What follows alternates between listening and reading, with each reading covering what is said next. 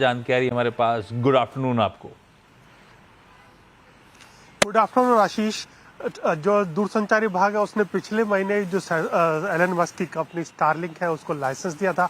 अब कंपनी को कमर्शियल सेवाएं शुरू करनी है और इंतजार है कि कब कंपनी को स्पेक्ट्रम मिलेगा।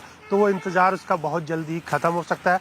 जो मैं सूत्र बता रहे हैं कि डिजिटल कम्युनिकेशन कमीशन की बैठक 29 जुलाई को होने वाली है। इस बैठक में ट्राई की सिफारिशों के ऊपर विचार किया जाएगा। जी बता दूं कि ट्राई ने मई में स्पेक्ट्रम आवंटन को लेकर के अपनी सिफारिशें दी थी और ये कहा था कि जो सैटेलाइट सर्विसेज देने वाली कंपनियां हैं वो 4% का AGR दे करके सर्विसेज और दे सकती है और उनको स्पेक्ट्रम का आवंटन किया जाना चाहिए। तो अब दूरसंचार विभाग का जो एपेक्स कमीशन, जिसे हम कहते हैं कि सचिवों का समूह है, टेलीकॉम कमीशन भी कहा जाता है, इसे डिजिटल कम्युनिकेशन कमीशन भी कहा जाता है, तो ये इसको मंजूरी देने की तैयारी कर रहा है। 29 जुलाई को इसकी बैठक होने वाली है। इस बैठक में अगर इस सिफारिशों को मंजूरी मिल जाती है तो आप बहुत जल्दी देश में सैटेलाइट ब्रॉडबैंड सेवाओं की शुरुआत होते हुए देख सकते हैं। ये भी बता दूं कि अभी 3 कंपनियों के पास देश में सैटेलाइट ब्रॉडबैंड सेवाएं देने के लिए लाइसेंस है। इसमें सबसे पहले तो स्टारलिंक है, दूसरा वनवेब है और तीसरा रिलायंस जियो है। तो बहुत जल्दी आप सैटेलाइट ब्रॉडबैंड सेवाओं की शुरुआत भारत में होती हुई देख सकते हैं।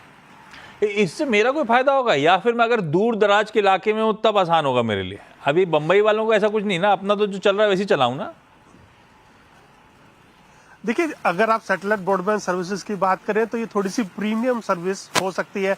यानी कि जैसे अगर हमने पहले बताया था दर्शकों को कि अगर आपको स्टारलिंक की जो डिवाइस खरीदनी है तो उसकी कीमत कम से कम आपको 33,000 रुपये चुकानी पड़ेगी और मंथली चार्जेस करीबन 3,000 रुपये के आसपास आपको चुकाने पड़ सकते हैं। वही आप उसका कंपैरिजन अगर दूसरे ब्रॉडबैंड ऑपरेटर से करें तो आपको 500-600 रुपये में एक ब्रॉडबैंड मिल जाता है। तो इसकी यूटिलिटी वहां पर है जहां पर कि दूर दराज के इलाके हैं, आप कहीं जंगल में हैं, आप कहीं शिप के ऊपर ट्रैवल कर रहे हैं, आप कहीं ऐसी जगह पर जा रहे हैं कि जहां पर टावर लगाना पॉसिबल नहीं है और वहां पर आपको सिग्नल नहीं मिलते हैं। तो वहां पर आपको ये सर्विसेज आसानी से मिल जाएंगी। थोड़ी सी प्रीमियम सर्विसेज रहेंगी लेकिन फिर भी एक नए चैप्टर की शुरुआत भारत के टेलीकॉम सेक्टर के अंदर होगी। ये सैटेलाइट ब्रॉडबैंड सर्विसेज अब भारत के अंदर भी पहुंचने वाली है। बढ़िया असीम।